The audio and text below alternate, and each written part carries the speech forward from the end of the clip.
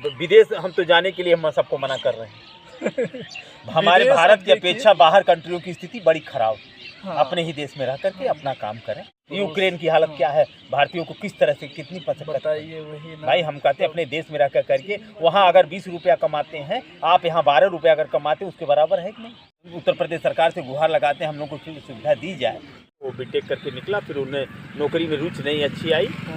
Fish farming भी और बत्तख भी और उसके ऊपर ये पोल्ट्री भी। देखिए मुर्गी पालन में बहुत ज़्यादा बीमारियां आ जाती हैं, बहुत लॉस हो जाता है। हमारे कई मित्रों ने लगाया है। समय समय पर जाल फेंक करके मछली को देखा जाता है। ग्रास और टाइप मछली अगर पालते हैं तो उसमें बरसिंग की थोड़ी व्यवस्था कर ले, उससे काफ़ी भागेगी। केले के पत्ते के खान पान पर पौष्टिक आहार अब हम गाँव वाले ब्रांड को लेकर के अगर खिला दिए पता अब कल हाँ इतना तो 7-8 लाख रुपए करीब एकड़ पीछे 1 लाख रुपए आप मान के चलिए। वो हमेशा जेसीबी से न करा के ट्रैक्टर से ही। आजकल लेबर की समस्या आप जान ही रहे हैं। लेबर आप कितना लगाए हुए हैं यहाँ पर? लेबर हमारे पास 2 आदमी हैं। अच्छा, 2 ही आदमी टोटल? नहीं, सब टाइम पर मैनेज करना जरूरी है इनकी, नहीं तो ये धंधा कच्चा धंधा है, ये फेल हो जाएगा। ये नहीं है कि पहले ज़माने की तरह से मछली डाल दिए और बिना दाना और दिए हुए ये मछली का प्रोग्रेस नहीं होगा। वो 7 लाख रुपए लागत अगर दाना की आती है साल भर की, तो हम करीब 12-14 लाख की मछली बेचते हैं। Hello friends, welcome to the Rais poultry farming. दोस्तों मैं हूं रईस और आप देख रहे हैं आपका अपना YouTube channel rice poultry farming. दोस्तों अब आज हम आए हैं चौधरी साहब के यहाँ, गिरजेश नारायण सिंह और विजय चौधरी। तो ये जो है यहाँ पे हम सर सबसे पहले आप अपना इंट्रो दीजिए ना, थोड़ा सा आप अपना परिचय बताइए। हम नहीं कि फार्मर है, किसान है, खेती करते थे। हमारे पास 2 बेटे। बड़ा बेटा हमारा बीटेक करके निकला आज से 3 साल पहले। अच्छी जॉब न मिलने के कारण हमने उनको अपने व्यवसाय में मछली पालन में हमने कुछ जगह से उसका अनुकरण किया और हमने सोचा कि ये धंधा अच्छा रहेगा और हमने धंधे को स्टार्ट किया। अभी आप जो है आप कब से स्टार्ट किए हुए हैं? आप जो है अब करीब हम 2017 से स्टार्ट किया। तो आपको यहाँ पे मतलब साल भर का अगर वैसा ही मोटा मोटी देखा जाए, यहाँ पे अभी कितना एकड़ है आपका टोटल? ये हमारा टोटल तीनों पोखरा करीब 8-8.5 एकड़ है। 8 एकड़ में टोटल पोखरा ही 8 एकड़ में है। ये बंधा वगैरह बंधा लेकर के 9 एकड़ करीब होगा। थोड़ा पूरी तरफ दिखाइएगा। और 1 साल में आपका कैसे कैसे मतलब इसमें कितना लागत लगाए हुए हैं इसके बारे में?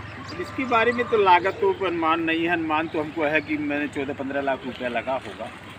हाँ, पूरी इसको प्रोजेक्ट को तैयार करने में 14-15 लाख रुपए मिला। आपका एकदम जो है बंजर ज़मीन था, उसमें जो है टोटल? नहीं, बंजर तो एकदम नहीं था, ये कृषि था, लेकिन उससे धान की अपेक्षा इसमें अच्छा धान गेहूँ।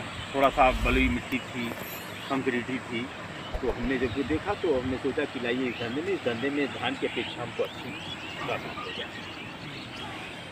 तो यहाँ पे अगर हम बात करें कि अगर अपना साल भर में अगर अपना ये फाइनेंशियल ईयर में अगर 1 साल में आपका ये प्रॉफिट की बात की जाए तो आपका क्या कहना है इसमें? देखिए अगर हम 7 लाख का दाना खिलाते हैं, अगर मछली को 7 लाख रुपए लागत अगर दाना की आती है साल भर की, तो हम करीब 12-14 लाख की मछली बेचते हैं आराम से। हाँ, बेच लेते हैं। इसमें देखिए दवा और देखभाल ज़्यादा करनी पड़ती है। अब वो पहले की तरह से नहीं रहा। हम समय समय पर इनकी दवा और सब कुछ उचित व्यवस्था इनको करनी पड़ती है। पहले ज़माने में ये सब बीमारियाँ नहीं थी, जैसे फसलों में आजकल तमाम बीमारियाँ, मछली में भी बहुत बीमारियाँ आ गई। स्वयं अपने देखभाल किया जाएगा तभी ये धंधा कामयाब होगा। ये कहिए कि किसी आदमी के भरोसे अगर किया जाए तो वो धंधा कामयाब है। आप डॉक्टर भी रखे हुए हैं? डॉक्टर हैं, मान लीजिए पशु अस्पताल के डॉक्टर को बुलाते हैं, कभी कभी गोरखपुर के किसी डॉक्टर तमाम परिचित उनको बुला करके भी उनसे भी कंसल्ट कर लेते हैं। अच्छा। कुछ बीमारियां तमाम देखते रहे मनुष्य में और फसलों में बीमारियां, उसी तरह मछली में भी बीमारियां आ गई। उनकी रख रखाव करना पड़ता है। ये नहीं है कि पहले ज़माने की तरह से मछली डाल दिए और बिना दाना और दिए हुए ये मछली का प्रोग्रेस नहीं होगा। हाँ, तो दाना इनको देना पड़ता है। दाना इनको दिया जाता है। मतलब सब कुछ जो है टाइम पे मैनेज नहीं, सब टाइम पर मैनेज करना जरूरी है इनकी, नहीं तो ये धंधा कच्चा धंधा है, ये फेल हो जाएगा।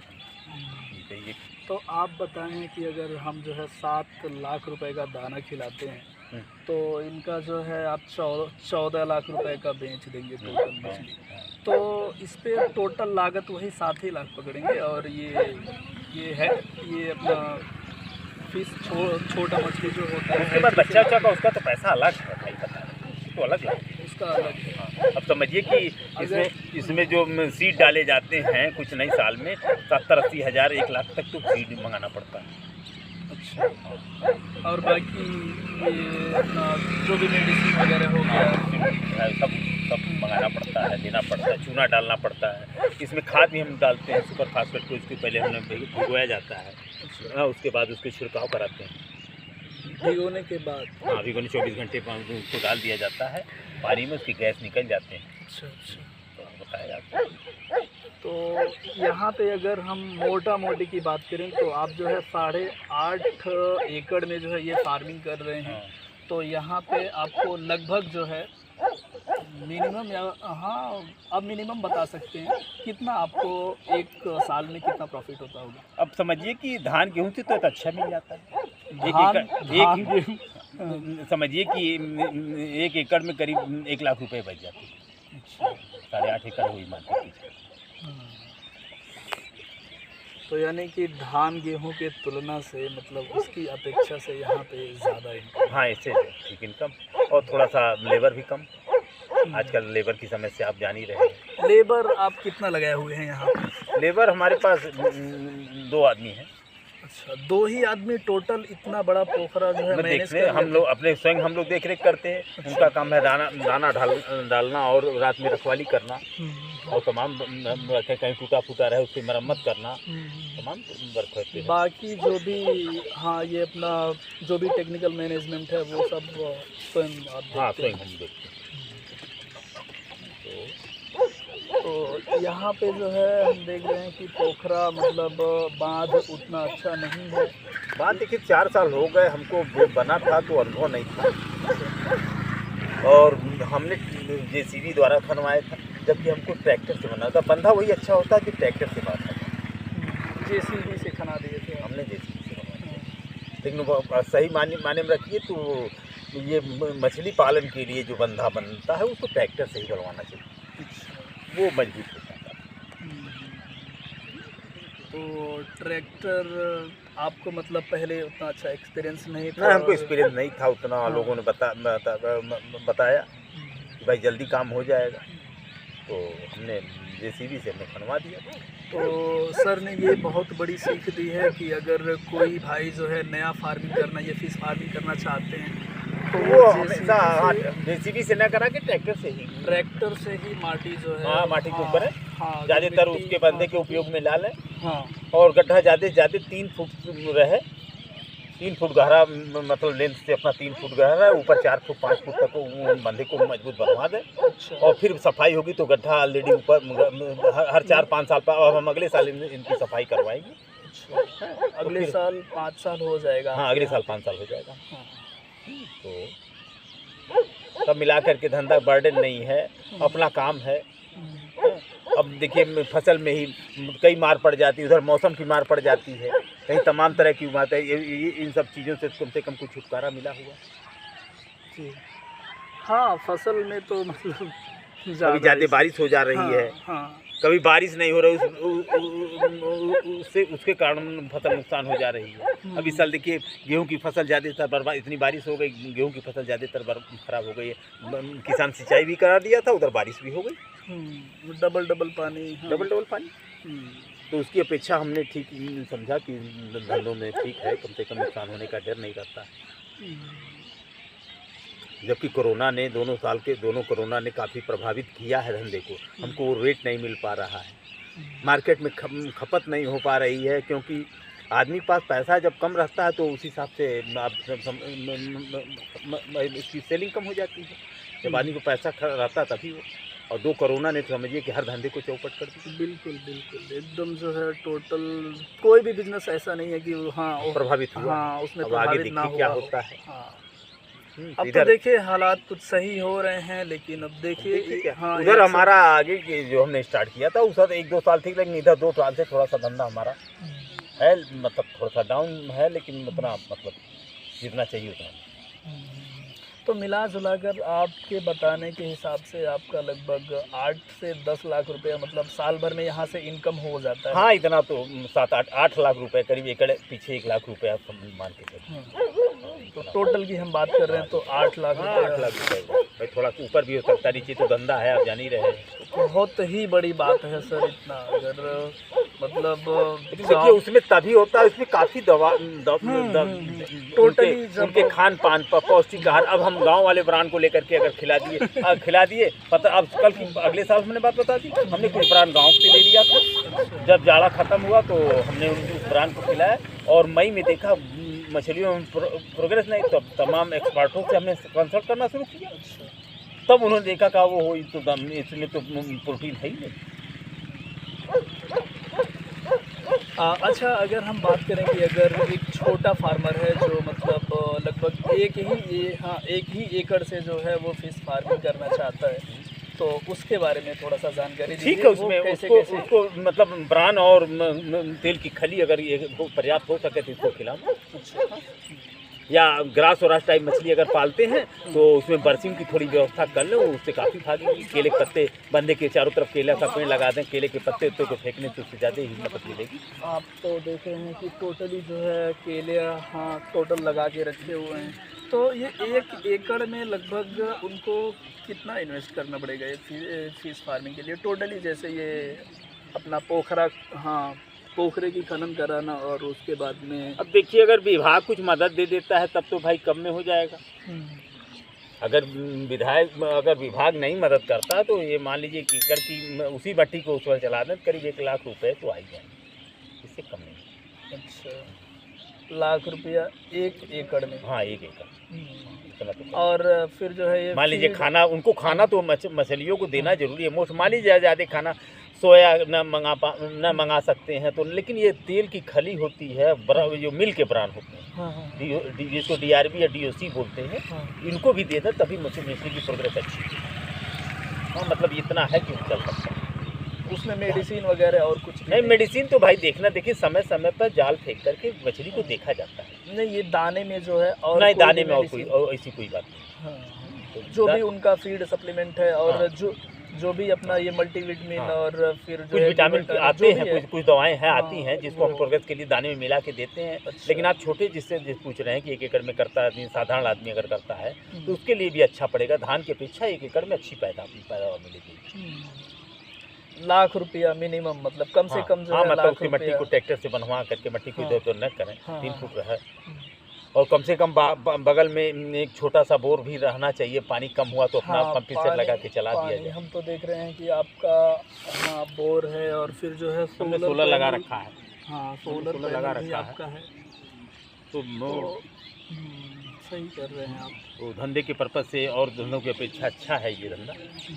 और मतलब और सब धंधों में थोड़ा सा देखिए, मुर्गी पालन में बहुत ज़्यादा बीमारियां आ जाती हैं, बहुत लॉस हो जाता है। हमारे कई मित्रों ने लगाया है और आपसे काफ़ी लॉस का सामना करना पड़ा अगले कोरोना में। अगले कोरोना में हमारा भी बर्ड तैयार था, उसमें तो आपको बता दें 10-12 रुपये किलो बिका था उस टाइम। हैं तो बताए आपसे कि बहुत ही कोरोना ने हर धंधे को प्रभावित किया है।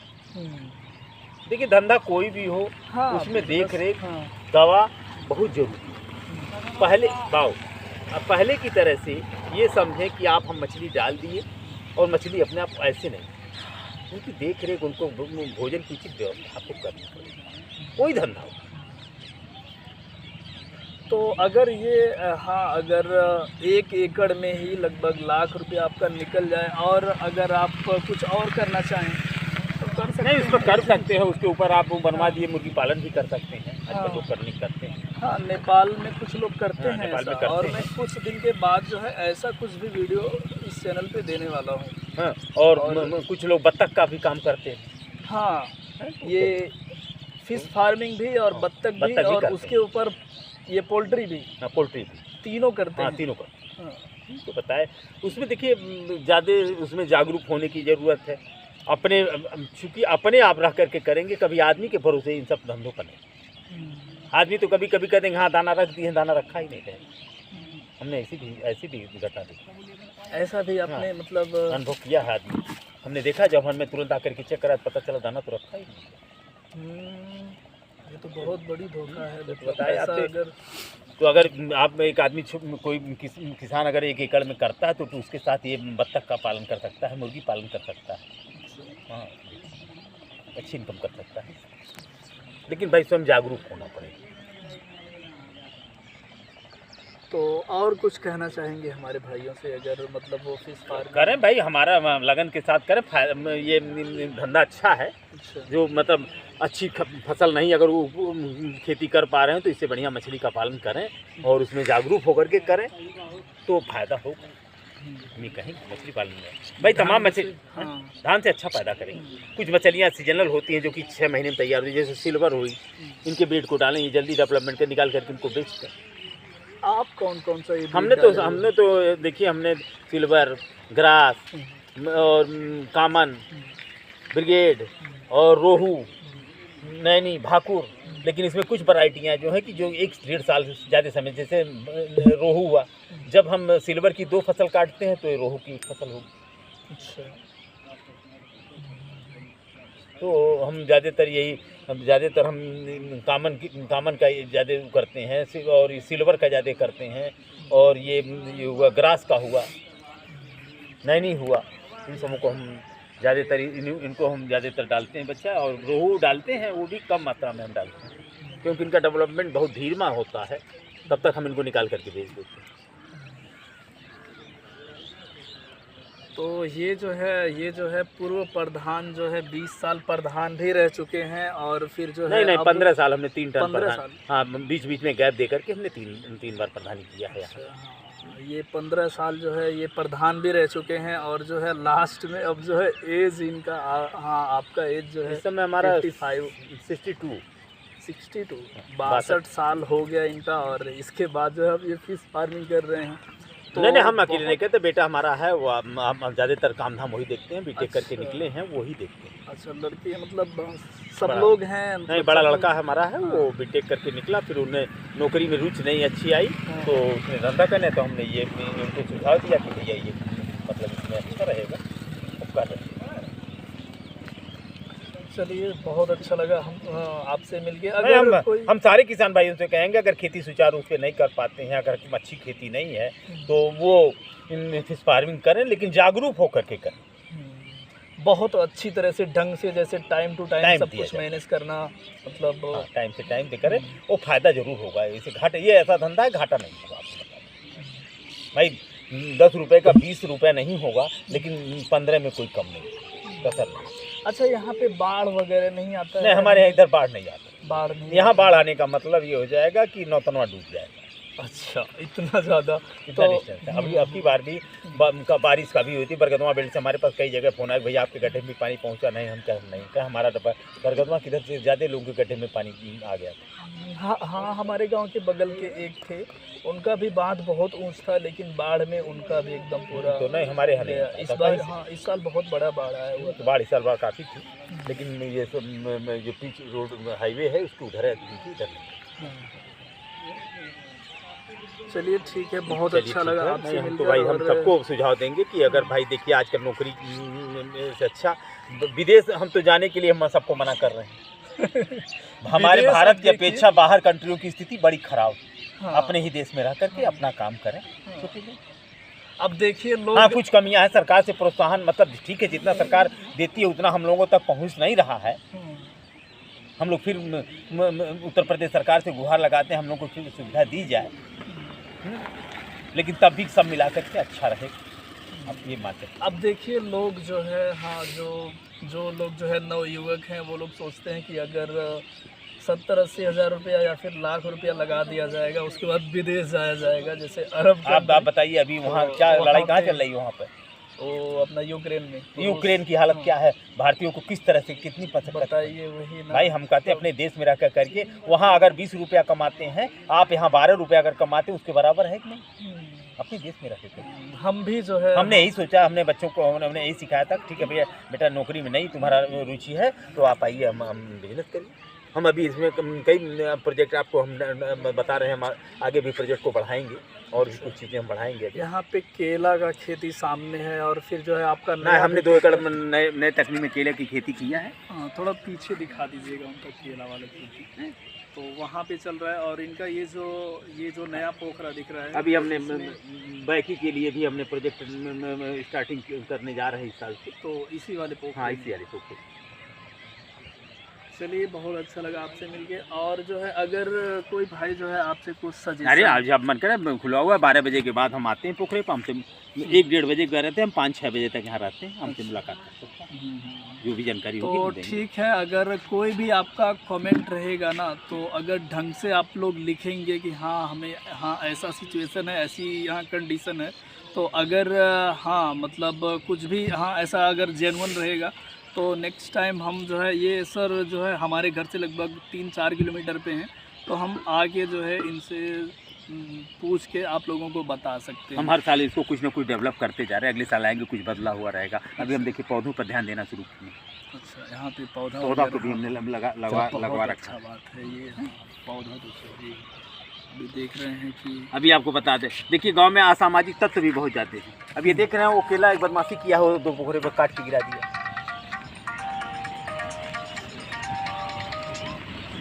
हेलो, तो चलिए दोस्तों, बस आज के लिए इतना ही।